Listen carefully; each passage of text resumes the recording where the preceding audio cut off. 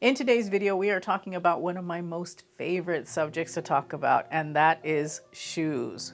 Fall shoe trends and how to style them. And for those of you ladies out there who have wide feet, I got you, girl. Hi, welcome to my channel. My name is Oralia. I am a personal stylist, and my passion in life is to help plus size women look and feel their absolute best.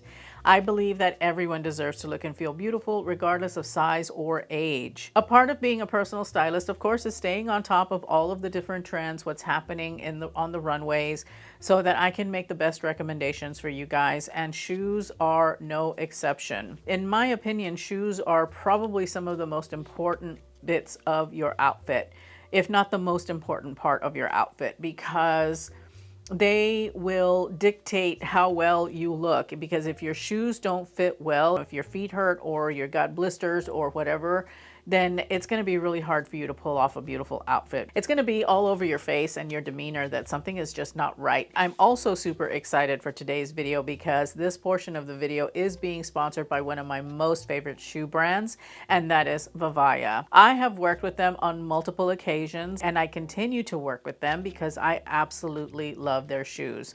They are an out-of-the-box, no break-in required kind of shoe. I've not ever worried about putting their shoes on and being, like, oh gosh, we got a break-in period coming. I've got to make sure to take band-aids and, stuff to make my shoes more comfortable. That has never ever happened with Vivaia. I do love the shoes quite a bit because of that comfort level, but also because they're sustainable. All of Vivaia's shoes are made of recycled plastic bottles. So every pair of Vivaia shoes is going to have 6 bottles in it. And I feel that that's awesome. They use 3D technology in order to stitch up a seamless and flexible fabric that they use for their shoes. Also, all of the packaging that they use to ship their shoes and their products is from recycled materials and is also recyclable. So they're doing their best to minimize their carbon footprint where they can. No pun intended. Some features about the shoes themselves. First of all, they're very flexible. They're very soft. They're stretchy shoes.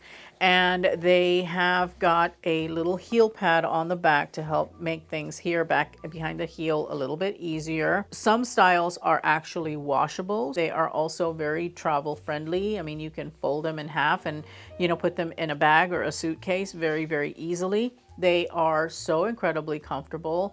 They also have got a skid-proof sole, so you never have to worry about slipping and sliding in them. Not once have I ever had to worry about that. They also have got an improved insole, if that was even possible. They were comfortable beforehand, but they're even more comfortable now. The insole is really nicely done. Now they have added these little cushion pads that they've got in here, and that makes these shoes so easy to wear, so comfortable. I wish I had had these with me when I went to Paris, because I would have given my other shoes a break. But they're very lovely, very wonderful shoes, and you're helping out sustainability when you go with Vivaia. In addition to all of that, they are wide foot friendly. I get a lot of questions from those of you ladies out there who are looking for a stylish wide foot friendly shoe. Well, Vivaia's shoes are wide foot friendly. What I would advise that you do is go to their website and take a look at their size guide. Their size guide is going to show you, depending on what special needs you have to accommodate your feet, what you should do, whether you should size up, whether you should size down. Whenever you guys have asked me in the comments, I will direct you straight to Vivaia, because they are fantastic shoes that are incredibly comfortable and are definitely worth a try. And speaking of trying, they do have a 30-day return policy, although I honestly don't think that you'll need to use it. Plus, they also offer free shipping. They're doing all of the things, right? All of the right things, and they are so incredibly awesome. Vivaia is offering you guys a discount when you use my code Oralia, which I have right here, and I will also have that listed in the description bar down below. In addition to all of the shoes that I'm featuring in today's video, they're going to be linked down below in the description bar. I will also put all of that information into a pinned comment to this video. Thank you so much, Vivaia, for sponsoring this portion of the video. And let's dive into the different styles of shoes that are trending for the fall. fall. One blanket statement I want to make about all of these trends is that it seems that comfort is key. It seems like that is something that we are turning to, and also very classic styles, because, well, the quiet luxury trend is still hitting really hard, and so it is making its way down to footwear. Ballet flats have been trending, I think, since the beginning of the year, and they continue to do so. And there are so many different styles of ballet flats out there. If you're petite, you might want to avoid a rounded toe, because I feel that that just truncates the legs too much. You can go with something like a squared off toe, like the Vivaia Margot. You've got a squared off toe, which I know a lot of you petites are like, no, no, no. The vamp itself comes to a point. So, oh, hi. You like, yeah, do you want to, yeah, you like these shoes? What her deal is. These are Coco approved. Anyway, sorry about that, guys.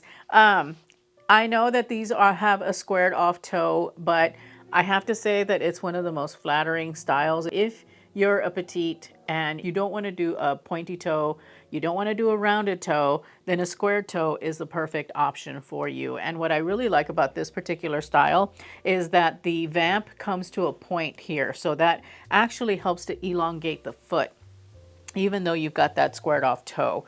But it's a very, very flattering shape, and it is truly that ballet style shoe, because most ballet shoes, of course, have that squared off toe.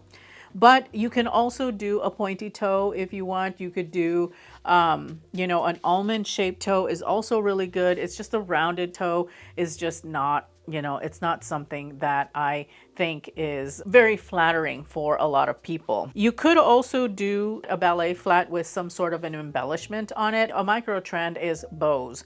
And if you have some kind of a bow embellishment on your shoe, I think that that's a really nice touch to add to your shoes, to have on your shoes, whether that's a clip-on bow or whether the shoe already comes with some kind of bow embellishment like that. I think that those styles are actually quite beautiful and quite, you know, of the moment, and are definitely something to think about if you love to wear flats. You could style flats with a pair of like cropped jeans or cropped pants. I do like the fact that with flats, it does work if you've got some skin on show, so to speak. You could also even get away with wearing flats with a pair of wide leg pants. As long as it's not puddling, I think that you could definitely get away with that style as well. As far as dresses and skirts, I think that you could get away with wearing flats with a midi skirt. If you're short, then what I would say is go with a nude flat. That's your best option, I think. That will help to mitigate the length of the dress, especially like a midi denim skirt, you know, I think would look really pretty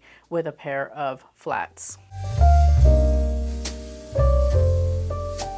Loafers have not gone anywhere necessarily. We've had loafers trending for the last few years, but I think the profile has changed somewhat from the originals that were trending even as late as last year. We had the very slim line type of loafer. Think about the horsebit loafer from Gucci, you know, that style that was very slim profile kind of loafer. And then we also had chunky loafers that made an appearance for a couple of years as well. And now it seems that we have settled somewhere in the middle. The loafers that I'm seeing a lot of these days are not slim, not chunky. They're more classic in style. Think the classic penny loafer that was really popular back in the 50s and the 80s, and now it has made a comeback. You know, that profile, that kind of silhouette of loafer is what we're talking about. Now, I will say the best way to wear this loafer is probably with skin on show. You don't want to wear anything that's too long or puddling around this type of shoe, because then that's really going to make you look a little bit frumpy. I've also seen them being worn with socks, which I think that's okay too, if that's the look that you want to go for. Me personally, I don't know that I would be able to pull that off or want to even try, but it is definitely a look. Because we're in that old money, quiet luxury kind of like 90s minimalism style, that's why these shoes have re-emerged as a very hot and trendy shoe. I would say definitely a really comfortable one. There are a lot of different styles available in loafers from a lot of various companies, and I will be sure to have them all linked in the description box for you.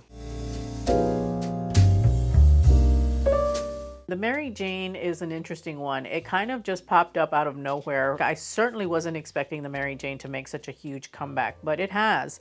And while that's not exactly the style of shoe for me, it is a very beautiful shoe. It is very much a statement maker. That much is for sure. It's definitely a little bit of a look at me kind of shoe. And it is a very romantic, very feminine shoe, and definitely has a Parisian flair to it. When it comes to styling Mary Janes, you want to keep your styling everywhere else simple. You want to really make the shoes the focal point, because they kind of are. And if you were to wear anything else that's kind of out there, I think it would just be a little bit much. You could wear these with socks, I think, to play up the femininity. It would definitely give you that would definitely give you a Parisian flair. You could do a lace sock, a lettuce edge sock, just any kind of little sock that you might have if you really want to play up that femininity of the shoe. That's definitely something that you could do. You could also wear it with tights and a skirt. I think that look is really, really beautiful. It's very streamlined and yet very feminine at the same time. Keep the straps kind of thin, especially if you're doing a double strapped Mary Jane, because they are coming in a lot of different varieties. If this is a little bit out there for you, maybe you could consider doing a nude tone and something that is matching up to your tone of skin instead of black, and that helps to soften the shoe just a little bit because it kind of disappears. And I think that they look best in patent leather. It just gives it this little bit of dressiness because the shoe is so feminine. It just really plays well with that kind of vibe, So patent, for me at any rate, is what I would say is the way to go with this particular shoe. I think that there's a few directions that you could go with sneakers. You could do the retro field style sneakers like the Adidas Samba sneaker, that kind of sneaker. You could also go with the classic white sneaker, very streamlined, not the running type or athletic type sneaker. Or you could go with something that's a little bit more athletic and go with like the New Balance sneaker. What is no longer in is the super chunky, really bulky sneakers that we saw a few years ago. But those are the types of sneakers that I'm talking about. Those are the ones that are trending pretty heavily right now and that you see everybody wearing, especially the field style sneaker. The Sambas are everywhere. I like them though because they have a very slim profile as well, and they just look really cool with a lot of different things.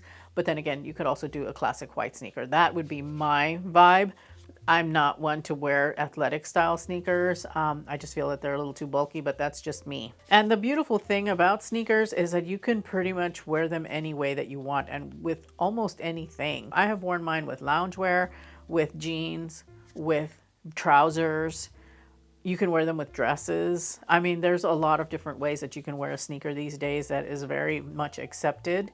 And I think it's fantastic. I love that because it just means that you can go with an elevated casual kind of look when you add a sneaker to your outfit. The next shoe is one of my favorites. I love it, and it's the Kitten Heel. It does lean very feminine, but it is a bit more classic. Not so much like the Mary Janes that are a romantic kind of feminine shoe. This is more of a classic feminine shoe. And I like the fact that they are giving you that look of a heel without having to wear a really tall heel. You're getting a little bit of elevation, and it does help to elongate the foot. Much more so than a flat, and I think that they're actually quite beautiful. I really, really love them because of the comfort level. I also love the fact that they're very ladylike in appearance, and they are incredibly comfortable for most people. And so definitely one that you might want to consider, especially if you want to add a feminine touch, or if you are in the office and you don't want to have to wear a tall heel. You want something that's still going to give you that streamlined look of a heel, but it's not an actual heel. And where they just look so beautiful with a pair of trousers, with a pair of jeans. They're just really, really beautiful. And I really love Kitten Heels. I think that really that's definitely one of the best heel heights to have. Capto shoe, which happens to be one of my most current obsessions, is also trending pretty heavily. You're seeing them everywhere, from flats to heels to slingbacks. They're coming in all sorts of ways, in different fabrics, in tweed, in just they're like all over. And it's again because we're going back to that quiet luxury, old money, classic aesthetic, very ladylike. And that's what I love about the Capto shoe. Whether it's coming to you in a flat or it's coming to you in a heel, it looks really, really beautiful no matter what. It's very elevated, it's very Parisian, and it's very, very ladylike in a lot of ways. So it looks really beautiful with the crop jackets that we're seeing these days, the lady jackets, working very, very well along that style of jacket. And I absolutely am here for it. I have got a Capto shoe in so many different styles. I need to slow down because I love them so much that I can't not have them. I think that they're so elegant and so beautiful. Slingbacks are one of those types of shoes that's a really big crossover because you've got the slingback Capto, you have got the slingback Mary Jane, you have a slingback kitten heel, and you could also do a slingback block heel.